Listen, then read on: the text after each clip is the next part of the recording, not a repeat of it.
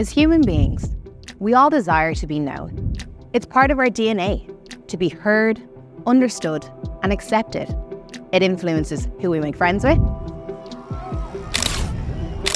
what we wear, even the stuff we buy.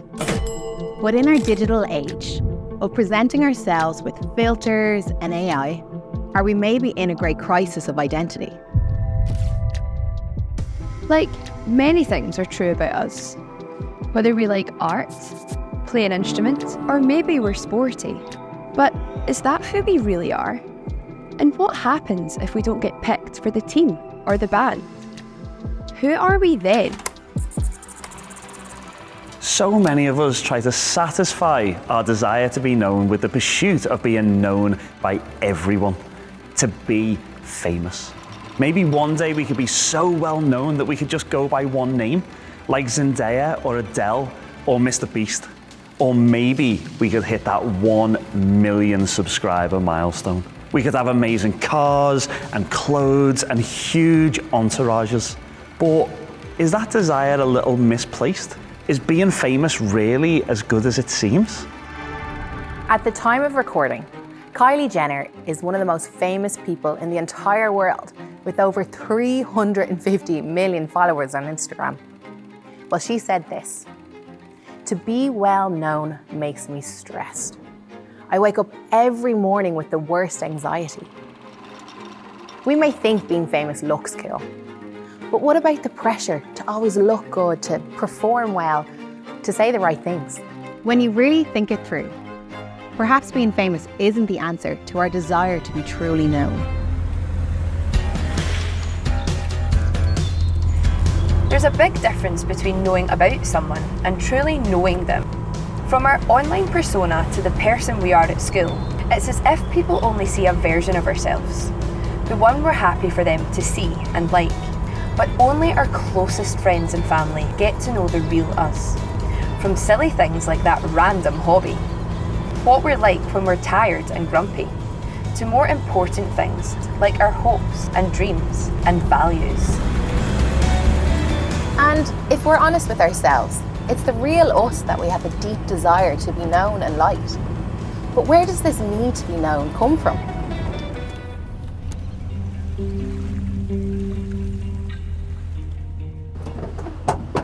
What if it came from God? What if we were intentionally created this way? Like, for thousands of years, Christians have debated about how the earth came to be, whether it's young or old, whether we've evolved or not. But there is total agreement on why God created us.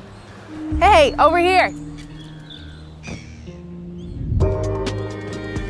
The belief is that we're not just created by God to be known, but to love, be loved, and accepted for who we are. It's written that above all other created things, we are uniquely valuable to God. One Bible writer describes it, that we are God's masterpiece. Well, I'm certainly not known for my frisbee ability, but what do you think about all this? Let's find out.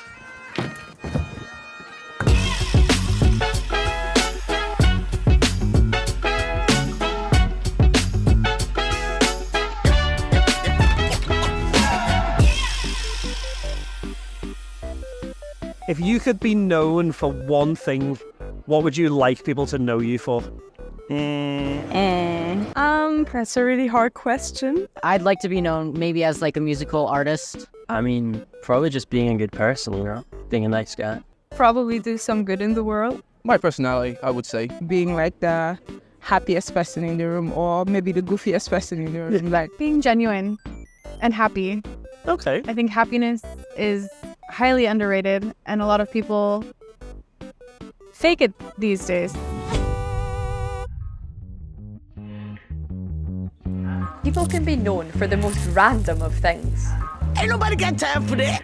Don't make unnecessary journeys. I don't know about you, but I don't want to be known for just one random thing. I think many of us can get pigeonholed or boxed into a certain category. Like, I'm known for being a really good basketball player. I'm known for my deep love of Liverpool Football Club.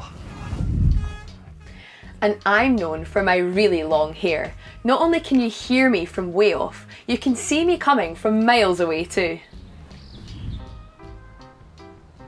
But not many of you know that I'm actually quite creative. Beyonce, Ariana Grande. Billie Eilish. Dua Lipa. It's clearly Adele. Well, here are some drawings that won't be as difficult to get. There was a man in the Bible named Jesse, and he was known for having too many children, 11 to be precise, and 8 of them were boys. Now, this is at a time when things were going very badly for God's people, and, well, they were being led by a very dodgy king.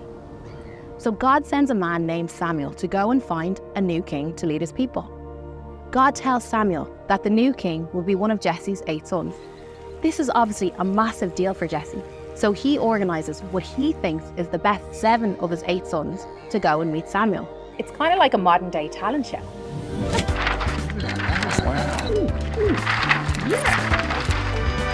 But none of them were who God had chosen to be king. But there was still one left. The young guy, out in the field, looking after the family sheep. So the family called for the final brother, David. That's right, that David from the slingshot and the giant killing. And Samuel immediately knew that that's who God had chosen. The small one, the young one, the one who was interested in farming rather than being in the army with his brothers. But why is he the one that God wants? He tells us in 1 Samuel 16 verse 7, people judge by outward appearance, but the Lord looks at the heart. For God, He knows and loves us on the inside because He knows our true character, even if we're struggling to see or believe it ourselves.